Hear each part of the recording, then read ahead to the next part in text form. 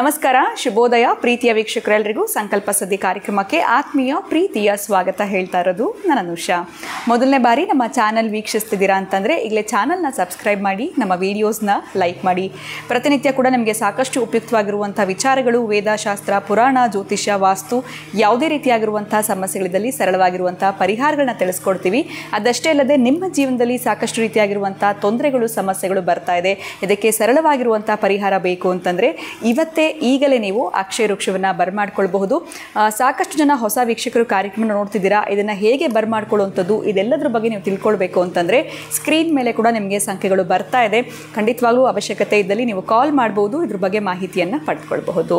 ಇನ್ನು ಯಾವುದೇ ರೀತಿಯಾಗಿರುವಂತಹ ಸಮಸ್ಯೆಗಳಿದ್ದಲ್ಲಿ ಅಥವಾ ಪ್ರಶ್ನೆಗಳಿದ್ದಲ್ಲಿ ಸರಳವಾಗಿರುವಂಥ ರೆಮಿಡೀಸ್ ಆಗಿರ್ಬೋದು, ಸೊಲ್ಯೂಷನ್ಸ್ ಆಗಿರ್ಬೋದು, ಪರಿಹಾರಗಳನ್ನ ತಿಳಿಸ್ಕೊಡುವಂಥ ಸ್ಪಿರಿಚುವಲ್ ಗುರು ಡಾಕ್ಟರ್ ವಿಷ್ಣುದತ್ತ ಗುರುಜಿಯವರಿದ್ದಾರೆ. ಬನ್ನಿ ಗುರುಗಳನ್ನ ಇವತ್ತಿನ ಕಾರ್ಯಕ್ರಮಕ್ಕೆ ನಾವು ಬರ್ಮಾಡ್ಕೊಳ್ಳೋಣ. ನಮಸ್ತೆ ಗುರುಗಳೇ, ಕಾರ್ಯಕ್ರಮಕ್ಕೆ ಭಕ್ತಿಯ ಸ್ವಾಗತ. ಬಹುಶಃ ಯಾರೂ ಎಕ್ಸ್ಪೆಕ್ಟ್ ಮಾಡಿರೋದಿಲ್ಲ ಇವತ್ತು ಈ ಪ್ರಶ್ನೆ ಕೇಳ್ತೀನಿ ಅಂತ. ನಾನು ಅಂದ್ಕೊಂಡಿರಲ್ಲ, ದಿಢೀರಂತ ಮೂಡಿದಂತಹ ಪ್ರಶ್ನೆ ಇದು. ತುಂಬ ಜನ ಈ ಪ್ರೀತಿನಲ್ಲಿ ಮೋಸ ಹೋಗಿರೋದನ್ನ ನಾವು ನೋಡ್ತಾ ಇರ್ತೀವಿ. ಕೆಲವೊಂದು ವೀಡಿಯೋಸ್ ಆಗಿರಬಹುದು ಅಥವಾ ಯಾವುದೋ ಒಂದು ಫೇಸ್ಬುಕ್ಕಲ್ಲಿ ನೋಡಿದಾಗ ಅಯ್ಯೋ ಹೀಗಾಯ್ತಾ, ಅಥವಾ ಪೇಪರ್ನಲ್ಲಿ ಕೂಡ ಓದುವಂಥದ್ದಿರುತ್ತೆ. ಒಂದು ಸೈಡು ಪ್ರಾಮಾಣಿಕತೆ ಇರುತ್ತೆ ಪ್ರೀತಿನಲ್ಲಿ. ಸೊ ಅಯ್ಯೋ ಪಾಪ ಇರ್ತಾರೆ, ಅಂಥವ್ರು ಮೋಸ ಹೋಗ್ಬಿಡ್ತಾರೆ, ಅವ್ರಿಗೇನು ಪರಿಹಾರ ಸಿಕ್ಕೋದಿಲ್ಲ. ಎಷ್ಟು ಅವರು ತುಂಬ ಟ್ರೂತ್ ಆಗಿತ್ತು, ಜಿನಿಯನ್ ಲವ್ ಅಂತೆಲ್ಲ ಹೇಳ್ತಾರೆ, ಆದರೆ ಅವರು ಮೋಸ ಹೋಗುವಂಥ ಸಾಧ್ಯತೆಗಳಿರುತ್ತೆ. ಸೊ ಇದು ಏನಾದರೂ ನಮಗೆ ಜಾತಕದಲ್ಲಿ ಈ ಥರ ಇರುತ್ತಾ ಗುರುಗಳ ಯೋಗಗಳು? ಅಂದರೆ ಪ್ರೀತಿಯಿಂದ ಇವರು ಮೋಸ ಆಗುವಂಥದ್ದು ಈ ಥರದ್ದು, ಅಥವಾ ಏನಾದರೂ ಒಂದು ಹುಷಾರಾಗಿರಿ ಅಂತ ಹೇಳುವಂಥದ್ದು, ಇದು ಕೂಡ ಸಾಧ್ಯ ಆಗುತ್ತಾ? ಅವರ ಪ್ರೀತಿ ಅವರಿಗೆ ವಾಪಸ್ ಸಿಗುತ್ತಾ ಗುರುಗಳೇ? ಪಡ್ಕೊಳ್ಬೇಕು ಅಂತಂದರೆ ಏನು ಮಾಡಬೇಕಾಗತ್ತೆ, ಇದ್ರ ಬಗ್ಗೆ ತಿಳಿಸ್ಕೊಡಿ. ಆ ರೀತಿ ಮೋಸ ಹೋಗಿರೋರಿಗೆ ಒಂದು ನ್ಯಾಯ ಸಿಗುವಂಥದ್ದು. ಓಂ ವಿಶ್ವಸ್ಮೈ ನಮಃ. ಪ್ರೀತಿಯ ಬಂಧುಗಳೇ, ಅಲ್ಲ ಜಾತಕದಲ್ಲಿ ನೋಡಿದ ತಕ್ಷಣವೇ ಸಿಗ್ತವೆ ಬಿಡಿ.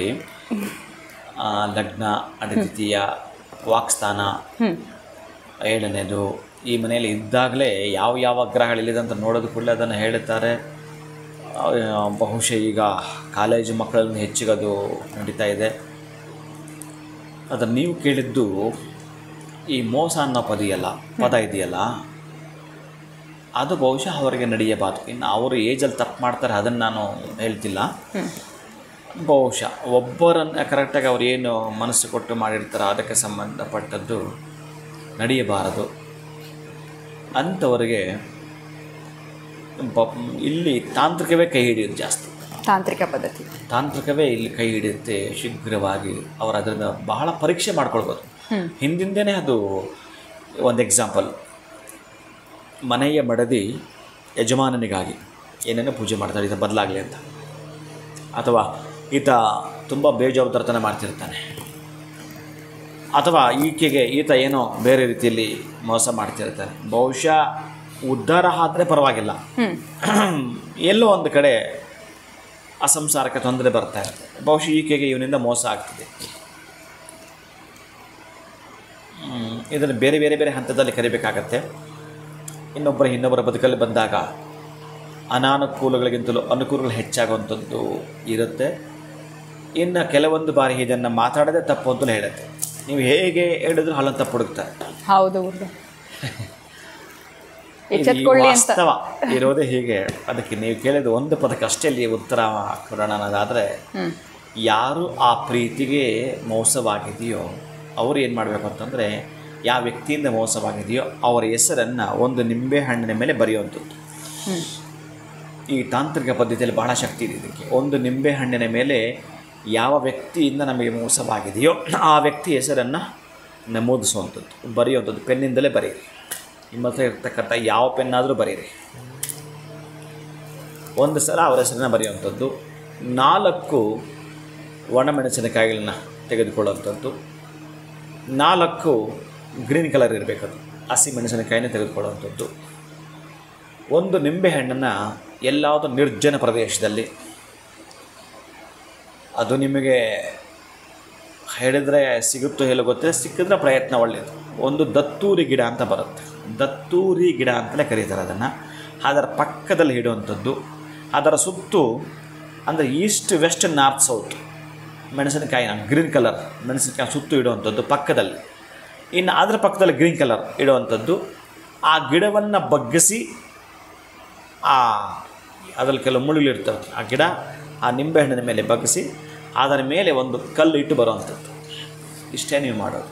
ಇದೊಂದು ತಾಂತ್ರಿಕ ಪ್ರಯೋಗ. ಇಷ್ಟನ್ನೇ ನೀವು ಮಾಡುತ್ತೀರಿ. ಆತನಿಗೆ ಇಲ್ಲಿಂದ ಸ್ಟಾರ್ಟ್. ಹೇಗೆ ನಾವು SMS ಕಳಿಸ್ಕೊಂಡ್ರೆ ನಮಗೆ ಕೋಪ ಬರೋ ಥರ ಕೆಲವು ಮೆಸೇಜ್ ಬರ್ತವೆ, ಕೆಲವು ಸಂತೋಷ ಆಗೋ ಥರ ಮೆಸೇಜ್ ಬರ್ತವೆ. ಅದನ್ನು ನೋಡಿದಾಗ ನೀವು ಖುಷಿ ಆಗ್ತೀರಿ. ಇನ್ನು ಕೆಲವರು ಹಾಕಿದಾಗ ಕೋಪನ ಬರುತ್ತೆ, ಮತ್ತು ನೀವು ಸಡನ್ನಾಗಿ ರಿಪ್ಲೈ ಕೊಡ್ತಿರೋದಕ್ಕೆ ಕಾಲ್ ಮಾಡಿ. ಹಾಗೆ ಇದು ಪ್ರೀತಿಗೆ, ಮೋಸಕ್ಕೆ, ವಂಚನೆ ಆದಾಗ ಇದು ಹಾಗೆ. ನಿಮಗೆ ಸಂತೋಷವಾಗಿ ಆತ ಮಾತಾಡಬೇಕಾ, ಕೋಪವಾಗಿ ನೀವು ಹೇಳಿದ್ದನ್ನು ಆತ ಅಕ್ಸೆಪ್ಟ್ ಮಾಡ್ಕೋಬೇಕಾ, ಇವೆಲ್ಲವೂ ಇದೆ. ಇನ್ನು ನಾನು ಹೆಚ್ಚಿಗೆ ಇಲ್ಲಿ ವಿವರಣೆ ಕೊಡೋದು ಬೇಡ, ಇಷ್ಟು ಮಾಡಿದ್ರೆ ಸಾಕು. ಅದರಲ್ಲಿ ಸಾಧ್ಯವಾದಷ್ಟು ಶುಭವಾರಗಳು ಬಿಟ್ಟು ಅಂತ ತೆಗೆದುಕೊಂಡಾಗ ಭಾನುವಾರ ಮಾಡುವಂಥದ್ದು, ಮಂಗಳವಾರ ಮಾಡುವಂಥದ್ದು, ಶನಿವಾರ ಮಾಡುವಂಥದ್ದು, ಈ 3 ದಿನದಲ್ಲಿ ನೀವು 4 ಸಲ ಪ್ರಯತ್ನ ಪಡಬೇಕಂತ. 4 ಸಲ. ಮೊದಲೇ ಈಸ್ಟ್ ವೆಸ್ಟ್ ನಾರ್ತ್ ಸೌತ್ ಅಲ್ಲ ಇರೋದು 4 ಋತುಗಳು ಪ್ರಧಾನವಾಗಿ ನಿಮ್ಗೆ ಕಾಣಿಸೋದು. ಹಾಗಾಗಿ ನೀವು 4 ಬಾರಿ ಮಾಡಿಕೊಂಡ್ರೆ ನಿಮ್ಮ ಪ್ರೀತಿ ನಿಮ್ಮ ವಶವಾಗ್ತಕ್ಕಂಥದ್ದು. ನಿಮ್ಮ ಪ್ರೀತಿಗೆ ಮೋಸವಾಗಿದ್ದರೆ ಅಲ್ಲಿ ಸ್ವಲ್ಪ ಎಲ್ಲೋ ಒಂದು ಕಡೆ ನಿಮಗೆ ಆ ಗೋಚರ ಆಗ್ತಾ ಇದ್ದಾರೆ, ನನ್ನ ಕುಟುಂಬದ ಪೋಷಣೆ ಕಥೆ ಏನು. ನಿಮ್ಮ ಕುಟುಂಬದ ಪೋಷಣೆ ಆತ ಮಾಡಬೇಕಾಗಿತ್ತು, ಮಾಡ್ತಾನೇ ಇಲ್ಲ, ನೋಡ್ತಾನೂ ಇಲ್ಲ. ಎಂತ ಮಾಡೋದು? ನೀವು ತುಂಬ ನೋವಲ್ಲಿರ್ತೀರಲ್ಲ, ನಿಂತು ಬಿಡುತ್ತಲ್ಲ ಅದು ಪಾಪ, ನಿಲ್ಲಬಾರ್ದಲ್ಲ.